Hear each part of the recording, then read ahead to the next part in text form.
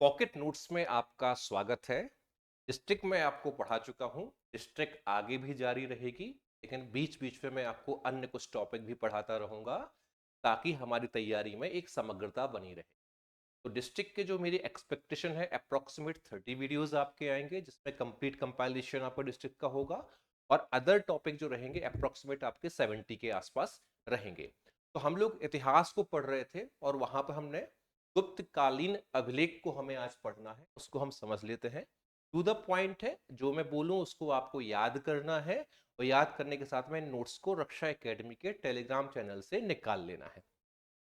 एक बात और है कि आप लोगों के लिए जो टेस्ट सीरीज है उसमें मैं बहुत बढ़िया एक परिवर्तन करने वाला हूं, और जो टेस्ट सीरीज में एक करीब करीब 100 टेस्ट आपके हैं 10,000 एमसीक्यू के साथ में, उसमें और भी कुछ बेनिफिट्स आपके लिए आने वाले हैं, तो तैयार रहें, उसको जरूर देखें।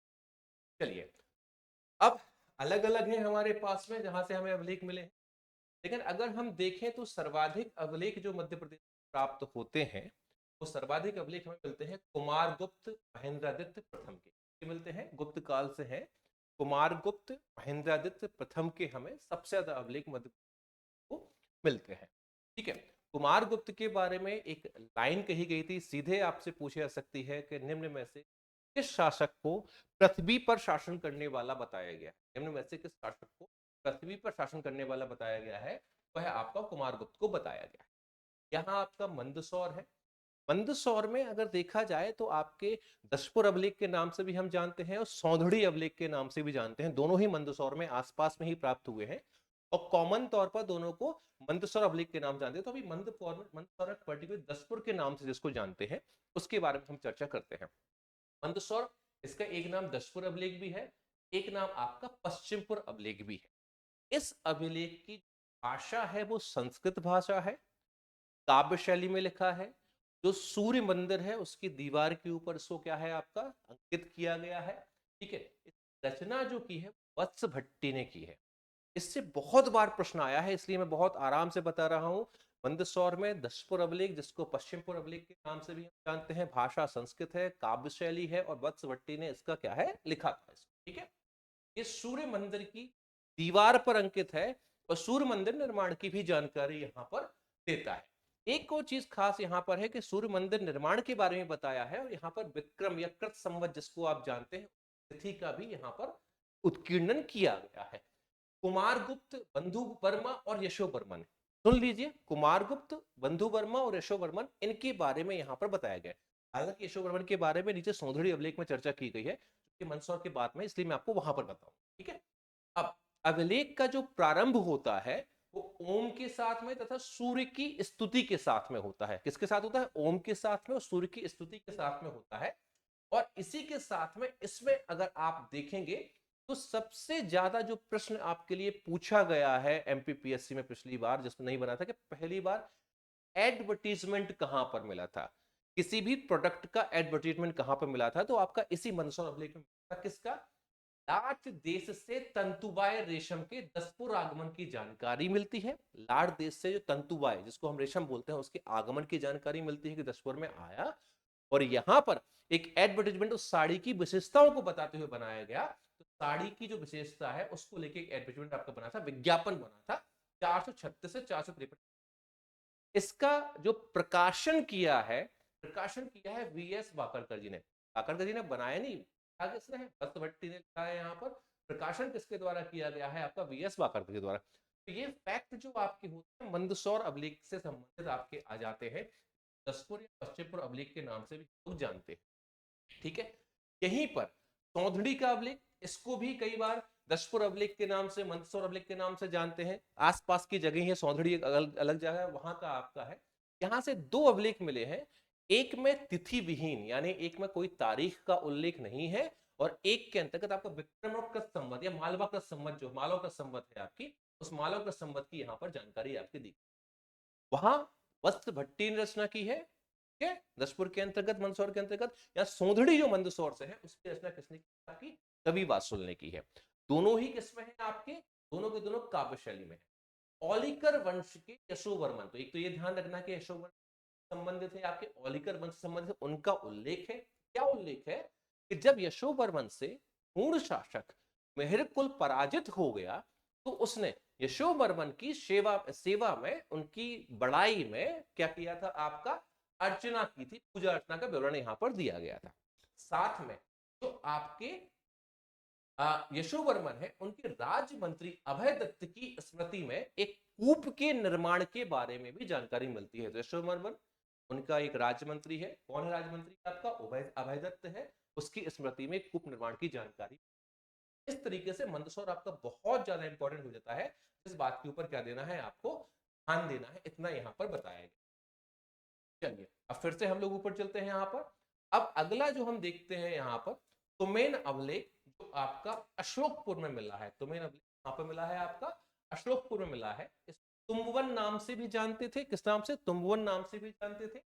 कुमार गुप्त के शासन के बाद कौन शासन करने के लिए आया, क्रम अगर पूछा जाता है तो उनके पुत्र स्कंद गुप्त ने शासन किया है। इसकी जानकारी यहां पर आपकी मिलती है। साथ में कुमार गुप्त जो फर्स्ट है उसको शरदकालीन सूर्य के भांति कहा गया है। इसको अगर समझे कि उनका जो शासन था इतना अच्छा था जनता के लिए, जिस प्रकार से शरद ऋतु में सूर्य शांति और एक संतुष्टि देती है, किसी व्यक्ति को धूप अच्छी लगती है उस समय की, आपको शरद ऋतु की, वैसे ही इनका साम्राज्य जो है लोगों को बहुत पसंद करने वाला, इसलिए इसको कुमार गुप्त शरदकालीन सूर्य की भांति यहाँ पर दी गई है। एक छोटी सी जानकारी आपको ध्यान रखना है, ज्यादा डिटेल इसके बारे में, रीवा में आपका सूपिया अभिलेख मिलता है। ठीक है, रीवा में आपका सूपिया अभिलेख मिलता है, और उस सूपिया अभिलेख के अंतर्गत जो बात होती है घटोत्कच की होती है। किसकी होती है, घटोत्कच को।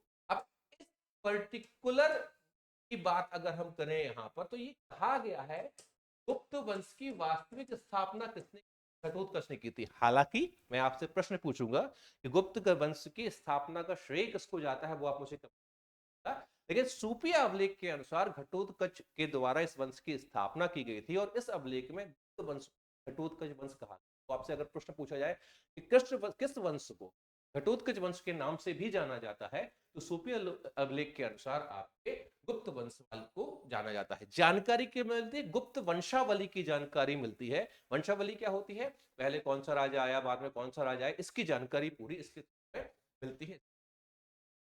सागर को सभोग नगर कहा गया है समुद्र के टाइम पे, आपको ध्यान है, वहां पर एरण का अभिलेख आपका मिला है।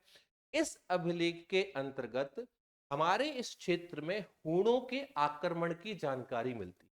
यहाँ पर मेहरकुल को हराया था, जो हूण था हराया था, यशोवर्मन ने हराया था। ठीक है, उसने अर्चना के बारे में बात कही, कौंधनी अभिलेख में बात है, लेकिन हूणों का आक्रमण जो है उसकी जानकारी सागर अभिलेख से भी प्राप्त होती है।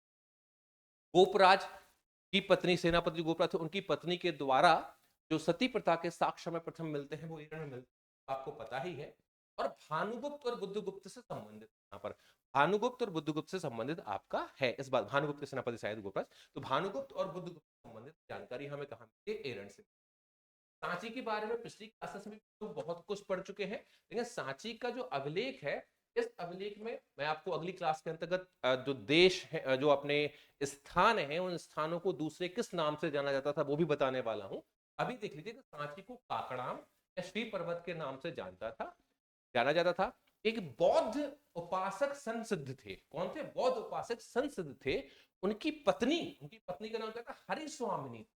हरिस्वामिनी के द्वारा जो एक काकनाद या सांची का क्षेत्र है, इसको बौद्ध संघ को दान किए जाने की जो बात कही है वो आपकी इस है। और इसी में चंद्रगुप्त द्वितीय को महाराज धिराज कहा गया। क्या कहा गया है आपका, महाराजा धिराज कहा गया है। इस तरीके से अगर आप प्रमुखता के साथ में देखेंगे तो ये आपके गुप्तकालीन अभिलेख है, जो मैंने पूरी जानकारी आपको दी। इतने को आपको क्या रखना है, ध्यान रखना है, और भी हो सकते हैं लेकिन इतने आपके प्रश्न आने की है।